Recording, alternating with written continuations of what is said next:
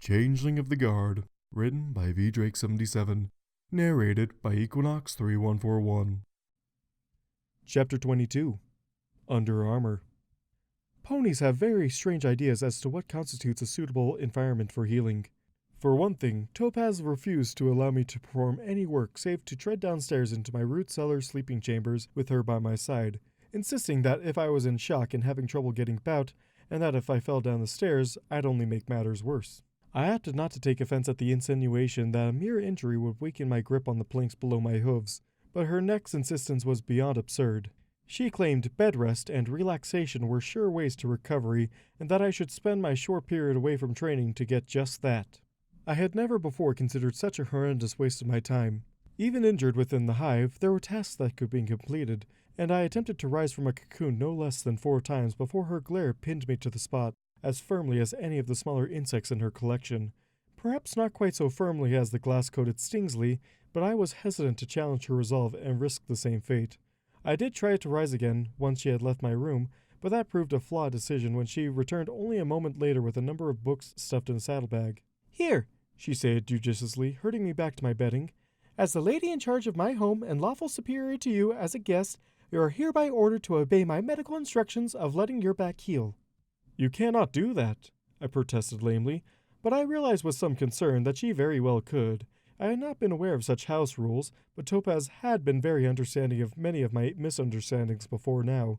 Her insistence I obey her now was, if not welcome, understandable, and, I decided, she was the pony who I had gone to for medical assistance. It would be terribly hypocritical for me to refuse her advice after seeking it specifically.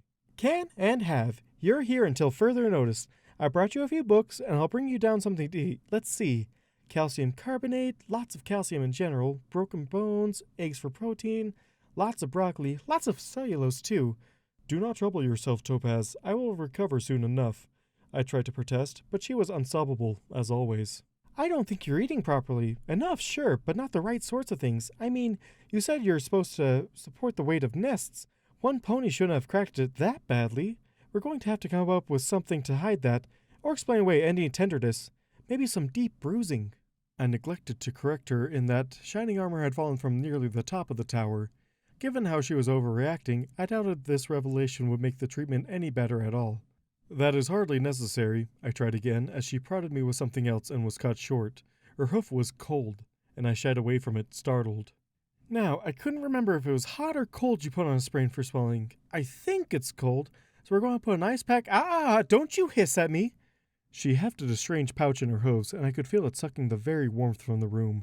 I glared balefully at it, but when Topaz tried to touch to my back, I sucked in a pained breath and kicked it out of her hooves, intent on getting the chill as far away from myself as possible. At her offended outcry, I was able to get my breath back. "Hurt. No cold."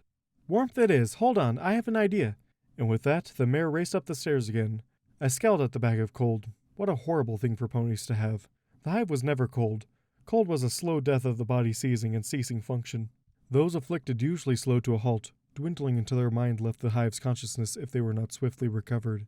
My nest had not suffered from extreme cold in a number of years, but I could recall a powdery coating of discomfort on the ground as a larva, and did not wish to ever experience such unpleasantry again. Topaz returned with some sort of red round rubber rectangle, which he promptly dropped on my back. My hiss of pain was drowned into a sigh of relief as heat began soaking through my shell, relaxing muscle and melting my pains away. I marveled at the ingenuity of ponies, and allowed myself to enter a quiet doze, returning to awareness only when Topaz gave me a hard prod with a hoof, and ordered me to eat a hastily created stew of eggs, broccoli, and cheeses that would provide what she hoped were the proper nutrients. I dubbed it eggshell stew, and she hesitantly agreed that she might have dropped 1 or 2 in there by mistake. Regardless, it was not distressing, and regardless of any additional crunch, it was also hot.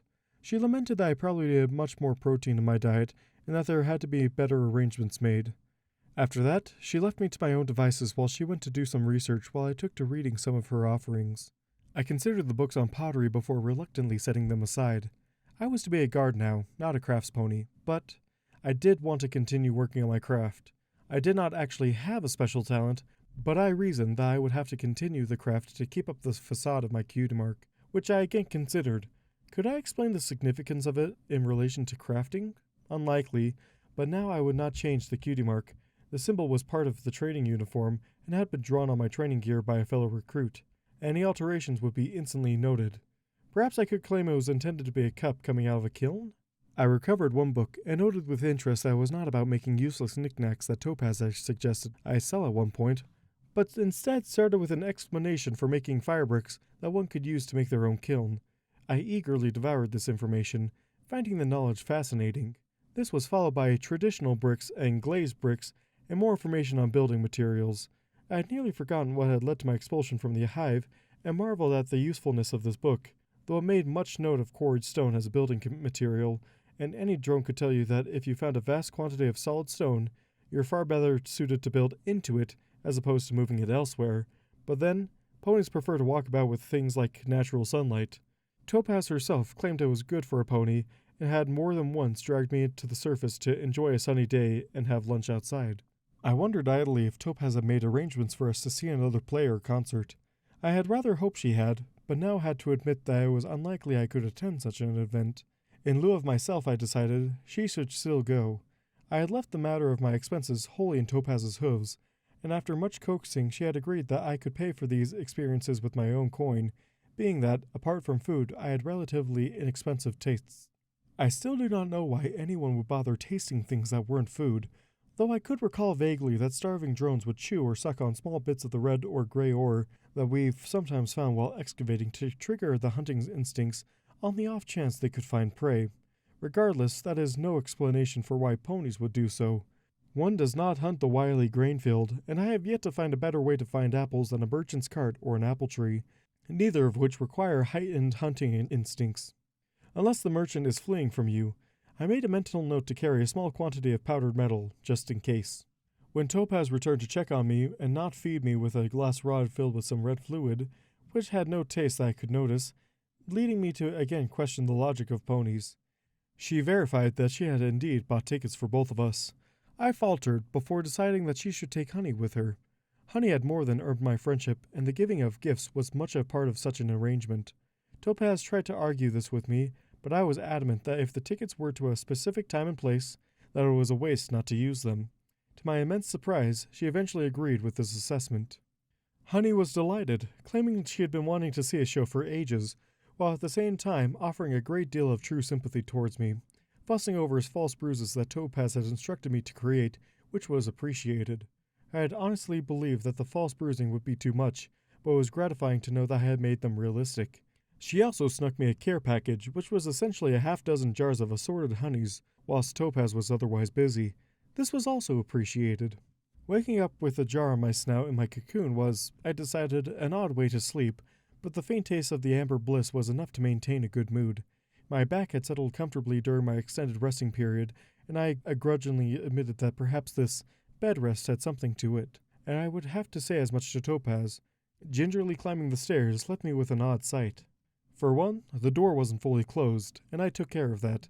Secondly, and perhaps more strangely, Topaz still appeared to be cleaned up for a night on the town, and had her head partially buried in the armrest of her couch, making vaguely displeased sound and shifting her wings as if to burrow into the fabric.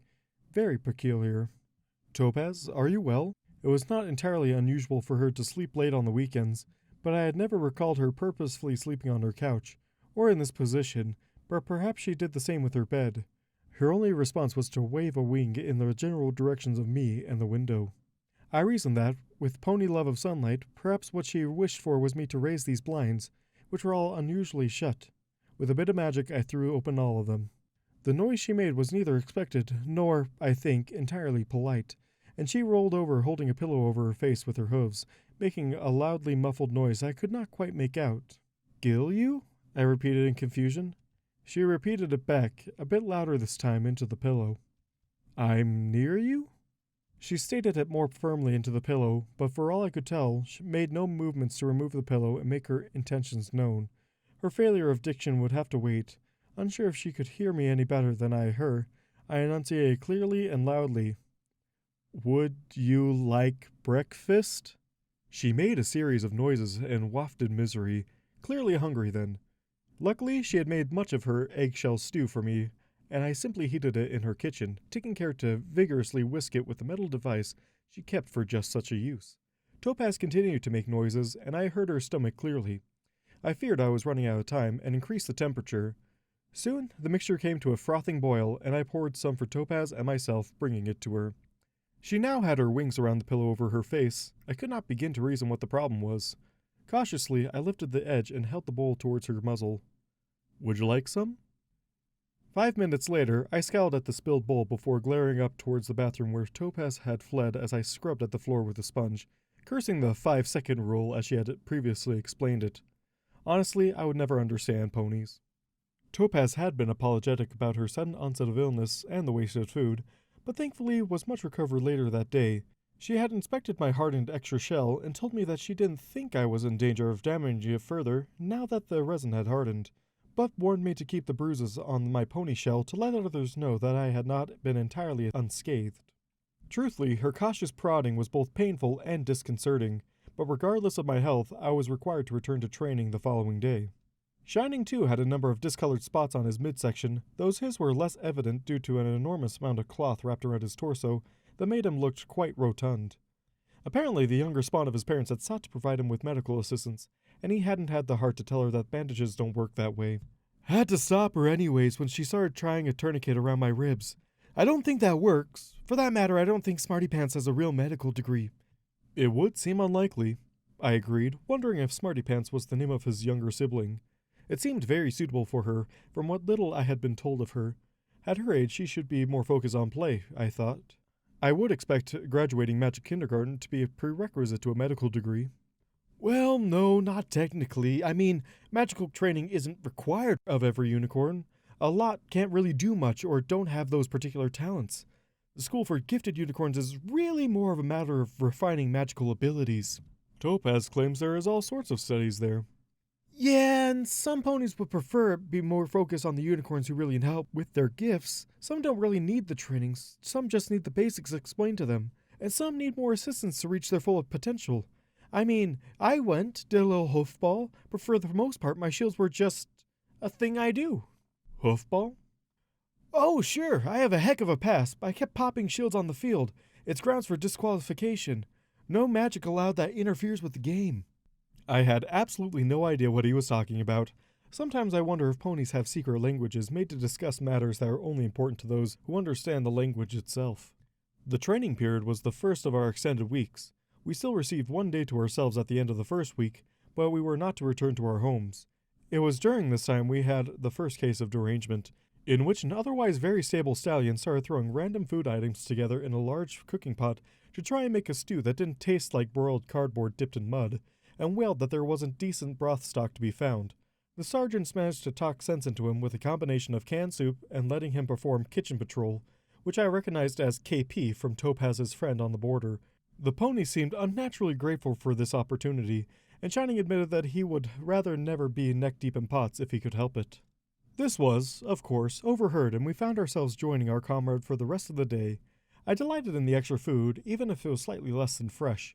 Shining scrubbed his pots more disconsolately, while the pony previously in question bounced around the kitchen as if he had been born to it, finding random spices amongst the clutter and making something of a much improved flavor compared to our normal meals.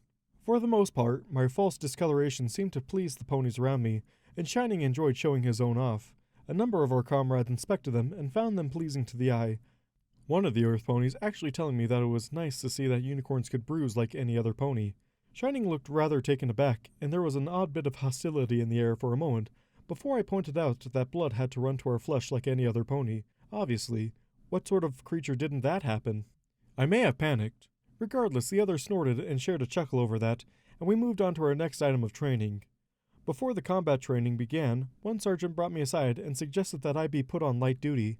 I was pleased until it was explained that light duty was less duty, and I vehemently refused on the grounds that I was perfectly fine and pain was an absolutely natural part of life, albeit the part where a life tries to kill you. I do not think I won the argument, but the sergeant claimed I made his head hurt, and he would consider it more later. Perhaps it was a victory after all. I immediately had cause to regret my efforts, as I was swiftly and firmly introduced to the sand of the sparring grounds by my partner for the day. Ow, I firmly declared, wondering briefly if the large earth pony was going to crack my shell again. Good throw, Big Flank, a sergeant congratulated from across the yard. Now get his tail up and get him back to it. The large stallion hefted me with one limb, dropping me back onto unsteady hooves. I was beginning to wonder if being taught to wrestle with earth ponies was meant to teach unicorns humility. I was at least certain that I was learning how not to hit the ground. Mostly, I was at least aware that I shouldn't do it. "Sir, yes, sir," Bold replied with far more cheer than I felt. The earth pony, a huge trapezoidal black mark with white numbers on his flank, was always at his best mood during this training, which was always far too jovial by my opinion. Went through the proper motions, and I darted forward for a grab. This turned out to be foolish, and I swallowed an unfortunate amount of sand upon landing face first. "You know, you got a lot of spunk for a unicorn. Ain't afraid to get dirty. No offense." "None taken," I agreed. Dirt was hardly something to be feared. Sand was more annoying than anything, and I spat more out, attempting a jab next. I had not been aware that my foreleg could bend that way. It was an illuminating and painful experience. Tapping the ground with my other hoof meant another faceful of sand before I was released. "Some of the others, they take this thing awful personal." He gave a bit of a grin. "Think I'm doing it on purpose." "I would rather hope you are, otherwise this would be embarrassing." "Well, I am going a little easy on you, shortstop, you being hurt and all." He flipped me over himself, slamming us both into a pin and wrapping a foreleg around my neck. I tapped again, and Bold released me. "Praise Celestia." "Course, not everyone's so given. After that little stunt you pulled last week, old China ought to at least let you have the top bunk." He threw a heavy blow of his own that I barely ducked out of the way of. I have always preferred to be on the bottom. The larger stallion almost missed a step, and I grabbed the other front leg and pulled, nearly toppling him. Before I could take advantage of his predicament, the bay rolled back a step and returned to a proper stance. I cursed my overabundance of zeal. And if Shining prefers to be on top and I below him, I see nothing wrong with that. If anything, that makes us a good pair. This time he did miss a step, and when I went for the back leg, he reared and ended up crashing to the ground with a thud that cast sound out of our circle in a cloud. I was beginning to get the hang of this, I thought. The reddish stallion stared at me, clearly in shock at my newfound prowess.